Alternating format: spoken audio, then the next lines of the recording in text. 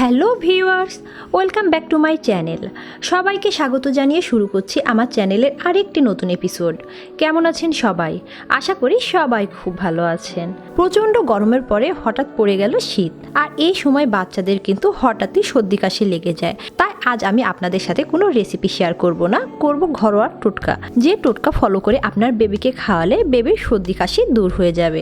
শুধু বাচ্চারা না, এই টোটকা ফলো করে বড়রাও খেতে পারেন। আর হঠাৎ করে ঠান্ডা কাশি অল্পতে যেগুলো লেগে যায় সেগুলো কিন্তু ঘরোয়াভাবেই দূর করা যায়। যদি বাচ্চার তীব্র আকারে ঠান্ডা কাশি লেগে যায় তাহলে কিন্তু এই টনিকে কোনো কাজ হবে না, অল্পতে ব্যবহার করলে কিন্তু আপনারা উপশম পাবেন। তো কথা না বাড়িয়ে চলুন শুরু করা যাক মূল রেসিপিতে। যারা এখনও আমার চ্যানেলটি সাবস্ক্রাইব করেননি প্লিজ চ্যানেলটি সাবস্ক্রাইব করুন এবং পাশের নোটিফিকেশন বেল আইকনটি ক্লিক করে রাখুন আমার নতুন নতুন ভিডিওর আপডেট পাওয়ার জন্য। আমি আজকে যে ঘরোয়া টোটকাটা আপনাদের সাথে শেয়ার করব তা কিন্তু ঘরে থাকা উপকরণ দিয়ে তৈরি করে নিতে পারেন। তার জন্য আমার লাগবে তেজপাতা। এখানে আমি 2টি মাঝারি সাইজের তেজপাতা ব্যবহার করছি। তেজপাতায় রয়েছে জীবাণুনাশক অ্যান্টিঅক্সিডেন্ট জাতীয় উপাদান, যা ঠান্ডা কাশির জন্য খুবই উপকারী। দারুচিনি নিয়ে নিয়েছি 1 ইঞ্চির চাইতে একটু বড়, বা আপনারা 1 ইঞ্চি সাইজের স্টিক নিতে পারেন 2টি। সকল মশলার মধ্যে সবচেয়ে বেশি অ্যান্টিঅক্সিডেন্ট ও ভেষজ উপাদান রয়েছে দারুচিনিতে। তাছাড়া দারুচিনিতে রয়েছে অ্যান্টিফাঙ্গাল ও অ্যান্টিবায়োটিক উপাদান, যা ঠান্ডা ও সর্দি জাতীয় সমস্যা দূর করে তোলে।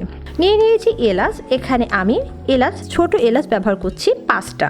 এলাচ শ্বাস প্রশ্বাস জাতীয় সমস্যায় খুবই উপকারী। মুখের ঘা ও মাড়ির ক্ষত ইত্যাদি সারাতে কাজ করে থাকে এলাচ।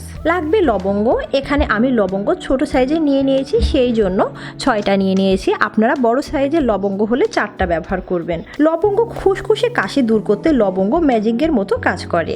আর লাগবে মধু। প্রাকৃতিক মধুতে রয়েছে প্রচুর পরিমাণ মিনারেল, ভিটামিন ও অ্যান্জাইম, যা শরীরের বিভিন্ন অসুখ বিসুখ থেকে রক্ষা করে।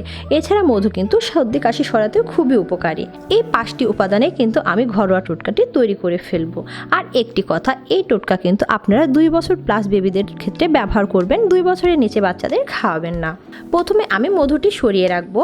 তেজপাতাটা কুচি করে নেব। তেজপাতাটা আমি 4 টুকরা করে নিলাম।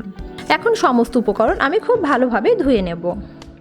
এখানে আমি চুলায় একটি প্যান গরম বসিয়ে দিয়েছি। এর মধ্যে অ্যাড করে দেব মেজারমেন্ট কাপের 1 কাপ পানি। এখন অ্যাড করে দেব ধুয়ে রাখা সমস্ত মশলা।